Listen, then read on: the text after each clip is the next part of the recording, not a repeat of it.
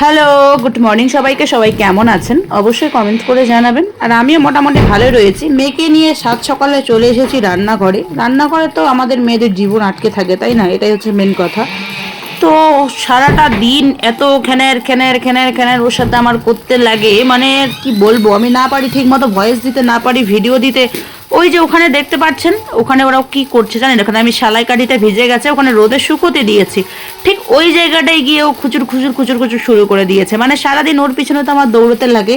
সারাদিন আমি এত গলা মেলিয়ে চিল্লাই, এত চেঁচামেচি করি যে মানুষ শুনে যে কি কি বলে সেটা শুধু একমাত্র আমিই জানি, আর আমার উপরওয়ালা, আমার আরাধ্য জানে। তো বাড়িতে যে এত কিছু হয় সেগুলো কিন্তু কেউ দেখে না, ঠিক আছে?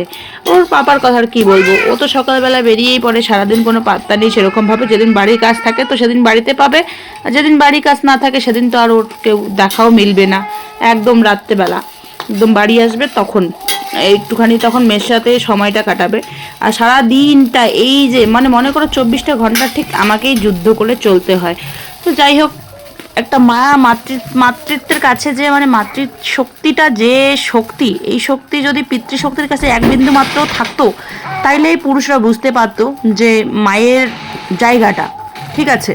তারপরে মেয়েকে একদম পুরোপুরি রেডি করে দিয়েছি, আমার বেরোনোর ছিল, তো সে কারণেই মেয়েকে একদম পুরোপুরি হিরোইন করে দিয়েছি। আর আমার মেয়ের একটা এমন অভ্যাস, একটুখানি ভালো করে সাজুগুজু করে দিলে ওকে ঝুঁটি বেঁধে মানে দিতে হবে। আর দুটো ঝুঁটি যখনই বেঁধে দেবো, মানে একটা ঝুঁটি দিলে আবার হবে না, দুটোই লাগবে। আর যখন দুটো দেবো তখনই চশমা চাবে, ঠিক আছে? এই পর্যন্ত মানা যায়, কিন্তু তারপরে আবার আমার মেয়ের ঘড়ি লাগে, মানে আমি পড়ি, ওর পাপা পড়ে, সেটা দেখে এখন ওকে ঘড়িও লাগে। তো যাই হোক, এই হচ্ছে আমার মেয়ের কাণ্ডকীর্তি। আর মানে সারাদিনে কত ড্রেস চেঞ্জ করতে লাগে, কত যে জামা কাপড় পরিবর্তন করতে লাগে, কত যে জুতো পাল্টাতে লাগে, কয়টা জামা ভিজাচ্ছে, কয়টা জামা মানে খুলছে, কয়টা জামা চেঞ্জ করছে, মানে তার কোনো ঠিক ঠিকানাই নেই। হয়তো বাচ্চা থাকলে এরকমই হয়, এটা সবার বাড়িতেই হয়, শুধু আমার বাড়িতে বলে এটা আমি বলছি না। আর এখন আমি ভয়েস দিচ্ছি, এখনও কিন্তু আমার সঙ্গে কুরুক্ষেত্র যুদ্ধ চলছে, জানো তো? তো যাই হোক, পরের দিনের ব্লগটা আবার শুরু করেছি। আগের দিনের ব্লগ আর কন্টিনিউ করতে পারিনি, অনেক কারণ বশত। তার কারণবশত হচ্ছে আমার বরের কাছে নেই ফোন, ঠিক আছে? আমার বরের কাছে কোনো ফোন নেই, ওর ফোনটা খারাপ হয়ে গেছে।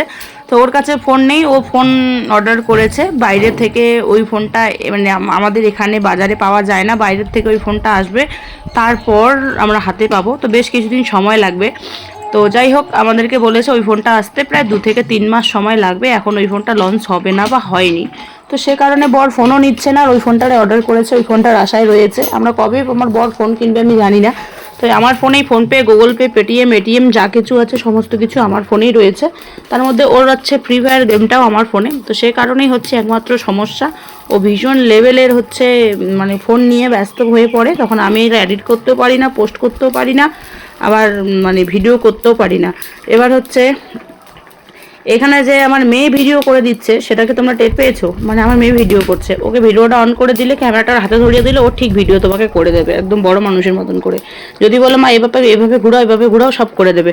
তো সেটাই আমি এখন তোমাদের সঙ্গে শেয়ার করছি। আর আমি উঠানটা পুরো লেপে নিচ্ছিলাম, কারণ কিছুদিন তো খুব বৃষ্টি হয়েছিল। তো বৃষ্টি হওয়ার কারণে হচ্ছে আমি বাড়িঘর সেরকমভাবে পরিষ্কার করতে পারিনি। আর বৃষ্টি হলে একদম খুব নোংরা হয়ে যায় বাড়িঘরগুলো, মানে ভীষণ ভীষণ নোংরা হয়ে যায়। তো এখন হচ্ছে মানে কি বলবো, এই একটু রোদ দেখেছি, রোদ দেখা মাত্র বাড়িঘর লেপালে গোছা পরিষ্কার করা শুরু করে দিয়েছি।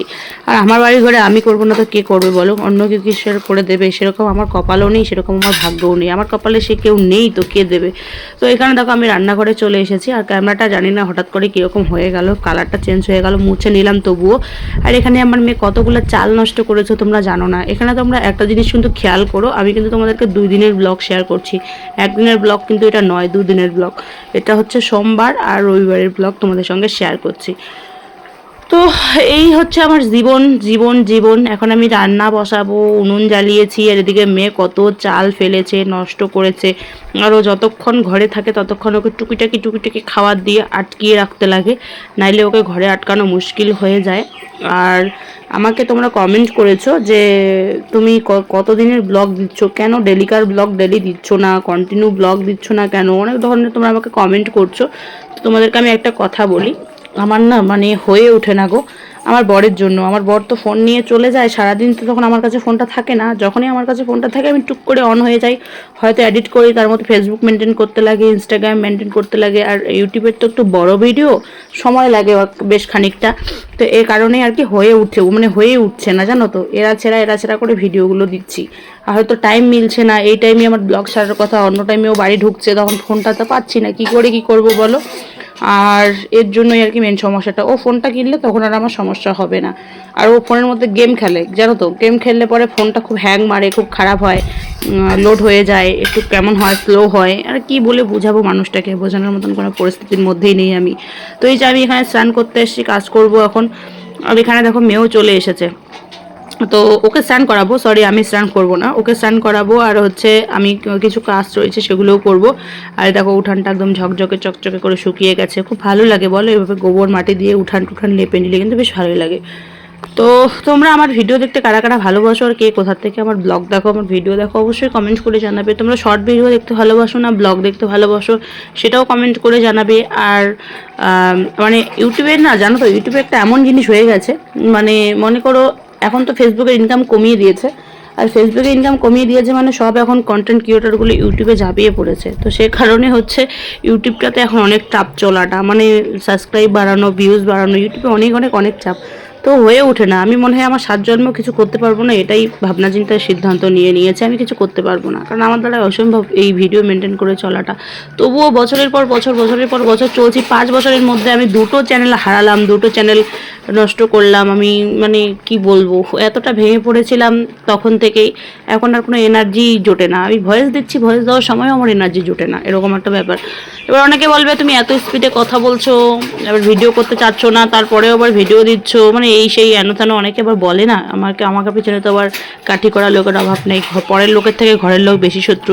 তো তাদেরকে বলবো, দেখো আমি মানুষের বাড়ি গিয়ে কখনো গসিপ করতে চাই না, কারো বাড়িতে গিয়ে টাইম মেনটেন করতে, মানে টাইম মানে কাটাতে চাই না, এবং কারোর সাথে সমালোচনা করতে চাই না, বা একটু এদিক সেদিকের চেহারাটা দেখে ঘোরাঘুরিটা পছন্দ করি না সেরকমভাবে। তাই আমি বাড়িতে যেটুকু সময় ফাঁকা পাই নিজের জন্য, সেইটুকু সময় আমি ভিডিও এইসব করেই সময়টা কাটাতে চাই।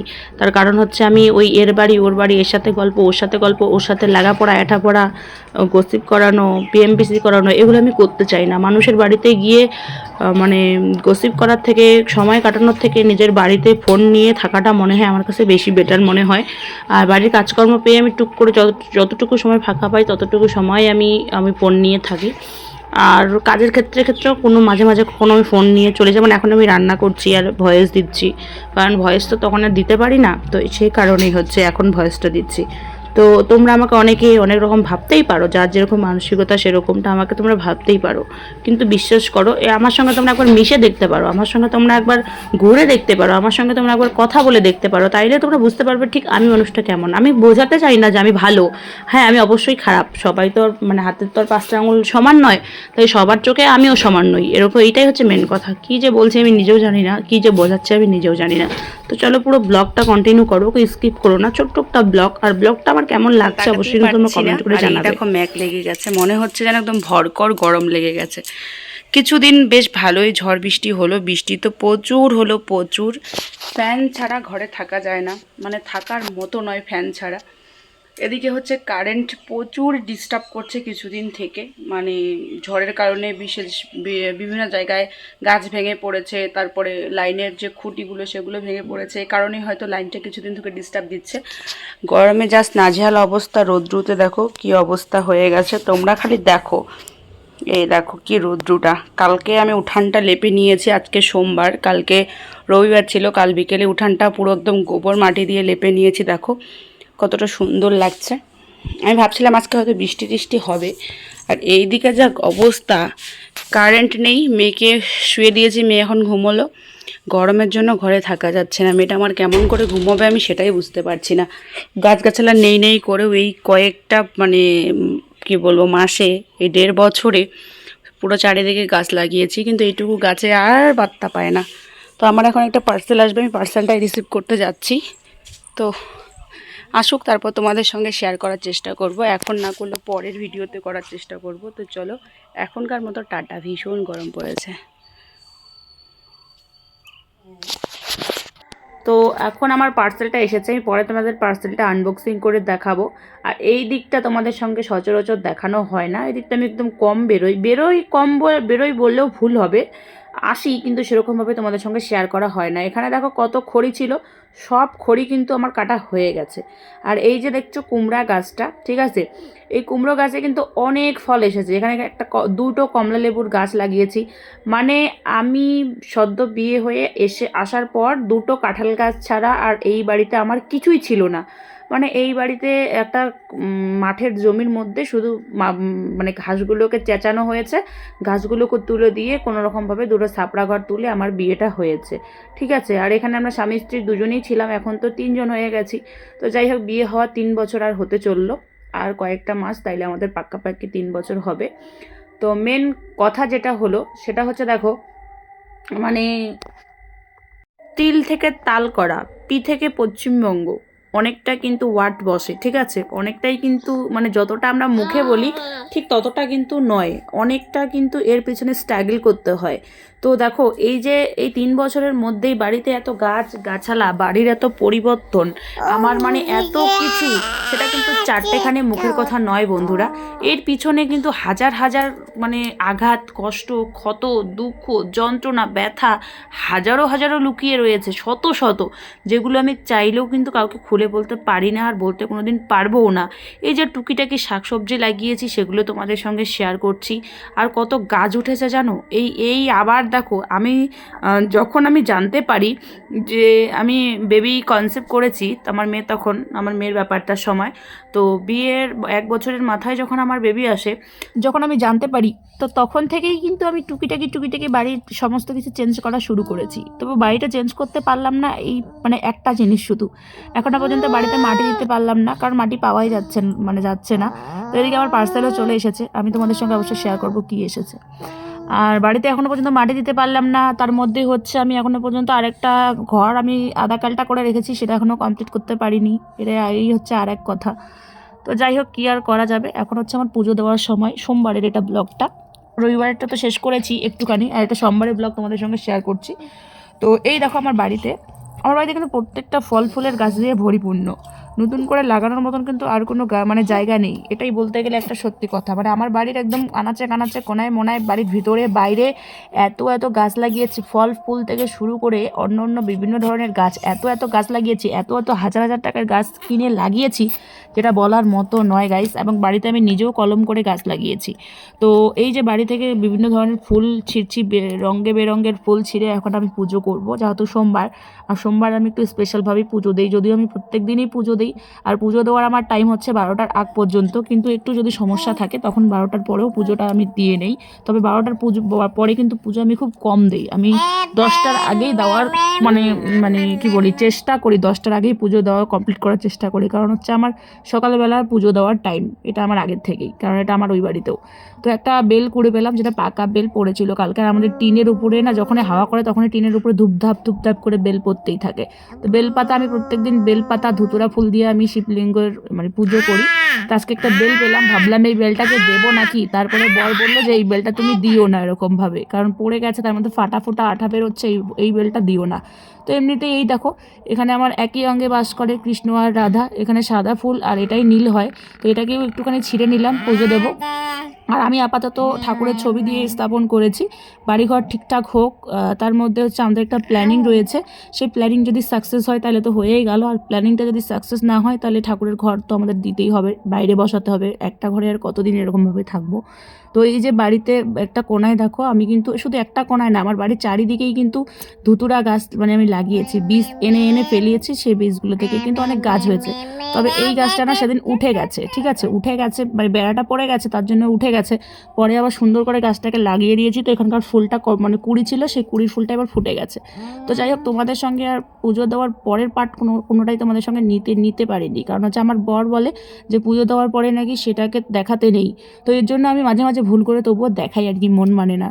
আর এদিকে আমার বর হচ্ছে ঘাস কাটছিল ভুট্টা খেতে, আমি প্রথমে ঘাসগুলো দেখে গেলাম, তারপরে ওকে আসতে বললাম, ও আসলো।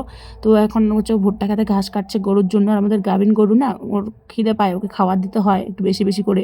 আর এই যে হচ্ছে আমার মেয়ে, যার চঞ্চলতা একদম আমার থেকে 100 ডিগ্রি ওপরে। মানে আমি যদি মানে 100 হই, তাহলে আমার মেয়ের উপরে আরেকটা শূন্য হবে, এটাই হচ্ছে মেন। তো বেশি কিছু আর বলতে চাই না, এমনিতেই তো লোকেই বলে যে মা যেমন তো বাচ্চা সেরকম হবে না, এমনিতেই মার দোষটা সবসময় হয়। তো আমি চাই আমি যেরকম আমার মেয়ে তার থেকে আরও 10 ডবল বেশি হোক, 10 গুণ বেশি হোক। তো আজকের মতো ভিডিওটা এখানেই শেষ করছি। কেমন লাগলো অবশ্যই কমেন্ট করে জানাবে, আর ভালো লাগলে লাইক কমেন্ট শেয়ার এবং সাবস্ক্রাইব করে দেবে। চলো।